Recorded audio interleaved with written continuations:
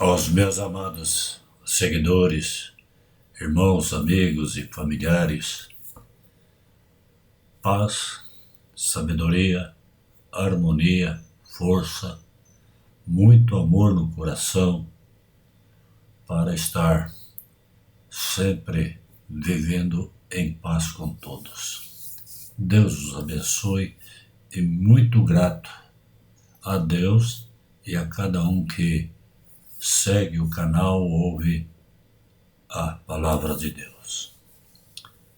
Porque nós publicamos estes vídeos? Duas coisas importantes. Primeiro, honra e glória ao Deus que controla todas as coisas. E a segunda, a vontade que eu tenho de transmitir para os queridos amigos, irmãos, familiares, seguidores, todos, aquilo que Deus pôs em mim. A palavra de Deus que salva e que é a plena justiça. Somente por isso é que eu publico estes vídeos. E se você quer cooperar na transmissão da palavra de Deus a todos, você não precisa mandar dinheiro de jeito nenhum.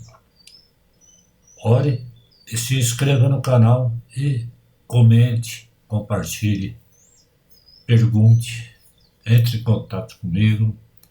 Nós estudaremos a palavra de Deus, ainda que individualmente. Deus os abençoe. O vídeo de hoje, ele está fundamentado, e eu escrevi há muito tempo atrás, respondendo uma pergunta de irmãos. E a pergunta foi: a vontade de Deus ou Deus controla todas as coisas? E a pergunta foi clara: Deus está no controle de todas as coisas? Foi a pergunta que me fizeram. Bom, aí eu escrevi a resposta, começando assim: é um assunto muito complexo por ser Deus a única verdade. Alguns atributos de Deus que precisam ser lembrados antes de começarmos a esclarecer este assunto. Primeiro, Deus é justiça. Justo em si mesmo. Ele não age contra a sua justiça e sua palavra. Segundo, Deus é amor. Exerce o seu amor sobre os salvos e sobre os iníquos enquanto viverem aqui na terra. Porém, para os justos o amor vai além, vai para a eternidade em um novo céu, uma nova terra. Para os iníquos, também a justiça eterna é aplicada no juízo final e não para o tormento eterno. Terceiro, Deus é poder. Ele tem poder para operar qualquer coisa. Porém, ele não contraria os seus decretos e nem altera a sua palavra. Ele não é volúvel como o homem o é.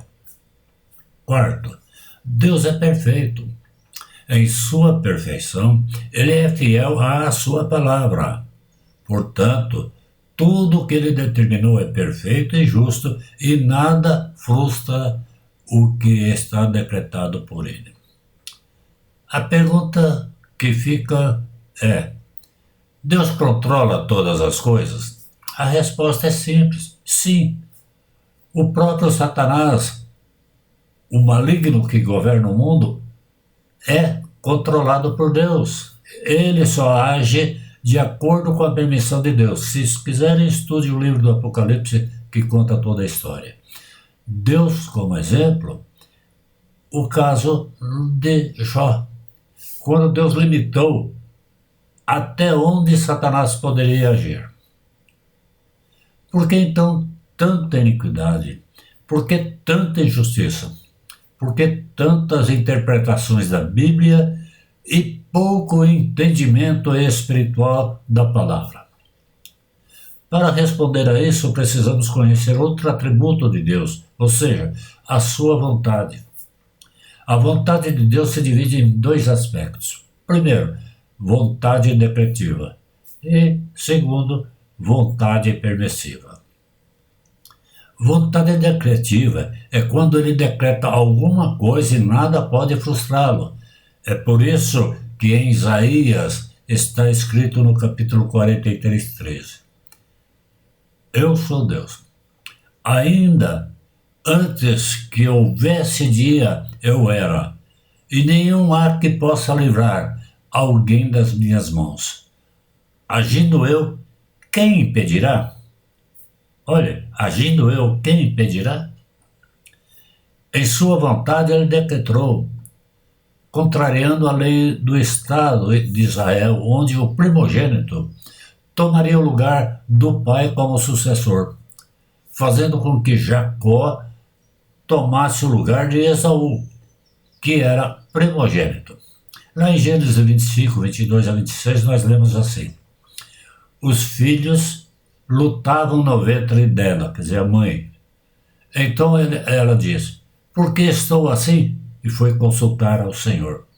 Respondeu-lhe o Senhor: 2 nações há no teu ventre, e 2 povos se dividirão das tuas entranhas, e um povo será mais forte do que o outro povo. O mais velho servirá ao mais moço, quebrando a lei de Israel. Cumpridos que foram os dias para ela dar à luz, eis que havia gêmeos no seu ventre.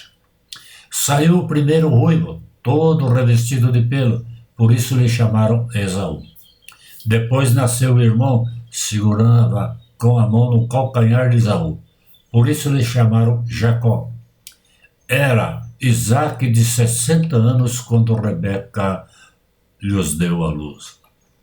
Mesmo que Isaque tenha querido passar a primogenitura a Esaú, Deus não permitiu. Por isso não creio na história que conta que Jacó era trapaceiro. Quando eu estudo a história de Jacó, eu não vejo isso. Deus já havia determinado que ele fosse o maior.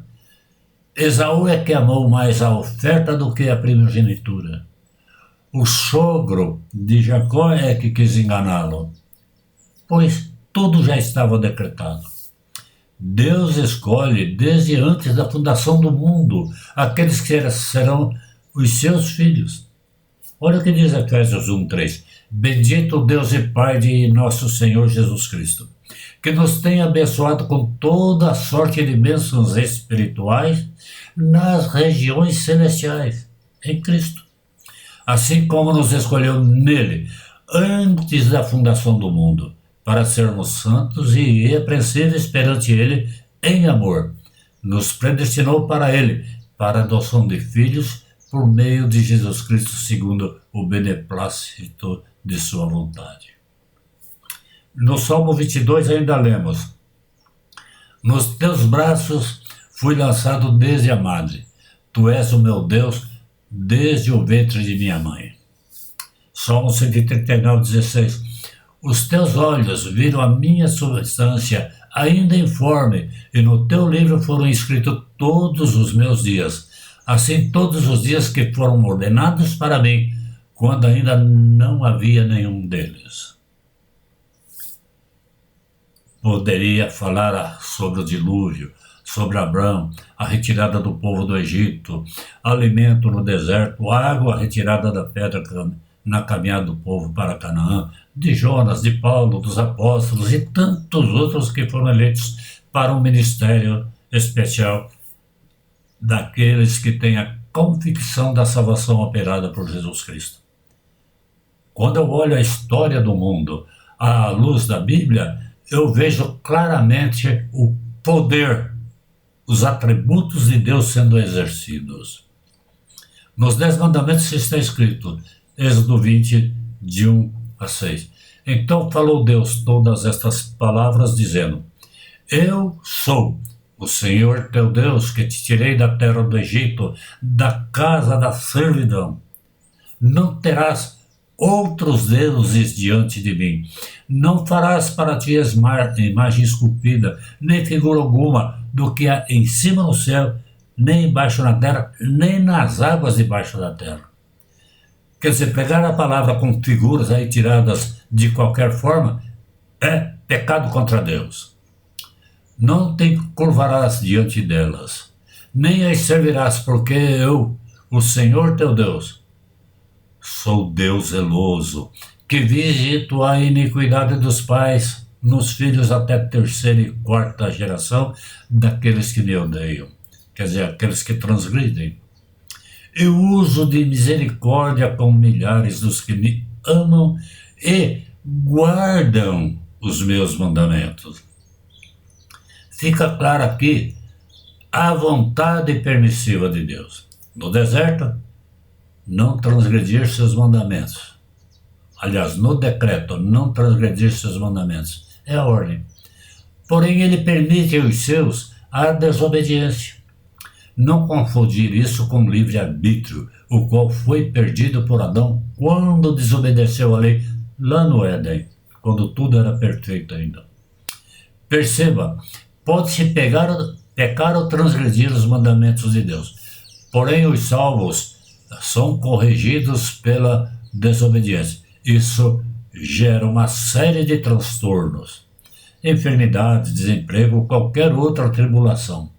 E nesse caso é que Deus não pode curar ou sarar a tribulação, pois faz parte da correção. Ele ama o filho e corrige. Enquanto não houver arrependimento, não há paz. Foi o caso de Davi. Em seu pecado ficou atribulado, enquanto não confessou, perdeu a alegria da salvação. Não sentia a presença do Senhor em suas orações. Leia Isaías 59:2, onde relata que as iniquidades separam o homem de Deus. No Salmo 32:51,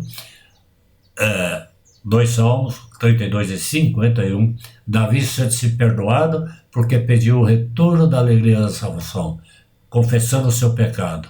Desta forma, se entenderá o que o salmista disse no Salmo 139:16. Tudo já estava escrito no livro da vida. Pois aqui outro atributo de Deus, sua onisciência. Onisciência significa que para Deus não existe o passado e não existe o futuro. Tudo é presente, porque ele já antevê toda a desobediência e toda a obediência. Por isso, parece que Deus está ausente, longe, ou não está presente sem preocupar-se com todos os fatos que ocorrem na Terra. Para ele tudo está presente. Ele não há como o homem se esconder dele.